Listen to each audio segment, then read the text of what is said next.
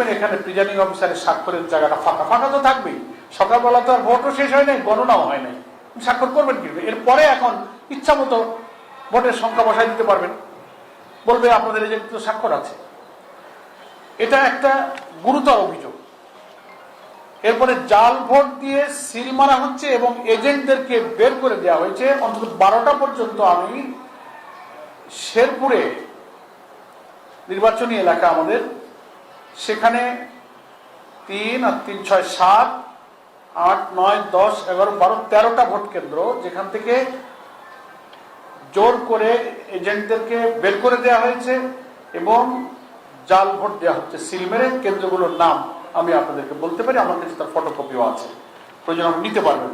কিন্তু সেই জাল ভোট ঠেকানোর জন্য আমাদের ইসলামিয়া কামিল মাদ্রাসা যে ভোট কেন্দ্র, সেখানে শ্রীবর্তী পৌর বিএনপির সেক্রেটারি আব্দুল্লাহ মোহাম্মদ দুলাল এবং পৌর আহ্বায়ক অপুর নেতৃত্বে সেই কেন্দ্রে ঢুকে এজেন্টদেরকে বের করে দেওয়া হয়েছে। এটার প্রতিবাদ করতে গিয়েছে জামাত ইসলামের ওই উপজেলা জামাত ইসলামের যুব কমিটির সভাপতি আমির হামজা। তার উপরে চড়া হয়েছে, মারপিট করেছে, রক্তাক্ত হয়েছে। সে নিজেও মিডিয়ার সামনে বক্তব্য রেখেছে, আপনারা ভাইরাল দেখতে পাবেন সোশ্যাল মিডিয়াতে। কিন্তু এই বের করে দেওয়া জাল ভোট এইসব কিছু এখন অনেক ভাইরাল হয়েছে।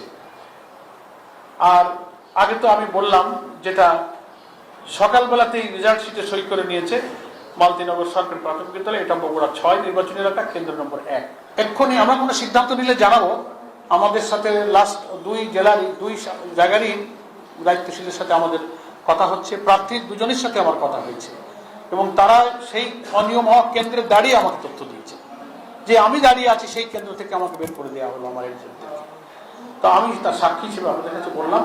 আশা করি আপনারা বিভিন্ন সময় বাংলাদেশের গণমাধ্যম হিসেবে রাজনীতি, গণতন্ত্র এবং জনগণের একটা সংযোগের মাধ্যম হিসেবে যে ঐতিহাসিক দায়িত্ব পালন করেছেন, বাংলাদেশের প্রথম 2টো উপনির্বাচনে আশা করি আপনারা আপনাদের নৈতিক এবং পবিত্র পেশাগত দায়িত্ব পালন করবেন। শেষ পর্যন্ত কিছু বলার থাকলে তো আবার বলবো ইনশাআল্লাহ। এখন তো আমরা ভোটে আছি, অভিযোগটা করছি, ব্যবস্থা নেওয়ার জন্য আবেদন করছি। আমরা নিয়মতান্ত্রিক গঠনমূলক রাজনীতিও করি, নির্বাচনে আমরা খুব ইমোশনালি আমরা চলবো না। আমরা অভিযোগটা আনলাম, যদি দেখি আমাদের পর্যালোচনা হলে যদি আমাদের কোন সিদ্ধান্ত হয় আপনাদেরকে আমরা ধন্যবাদ। নামাজ এই যা বললাম সব বিএনপির উদ্দেশ্যে আসলে মূলত সরাসরি বলা হলো, কারণ তারাই সরকারের প্রধান, তাদের নিযুক্ত আমলারা দায়িত্ব পালন করছেন, তারা সব দেখছেন। এ ব্যাপারে সংসদ এখনো চলছে, সংসদে বসে বসে ওনারা সোশ্যাল মিডিয়ায় দেখতে পাচ্ছেন।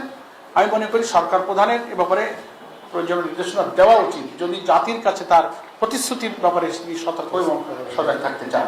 আপনাদের সামনে আর নামাজ দাঁড়ায় গেছে।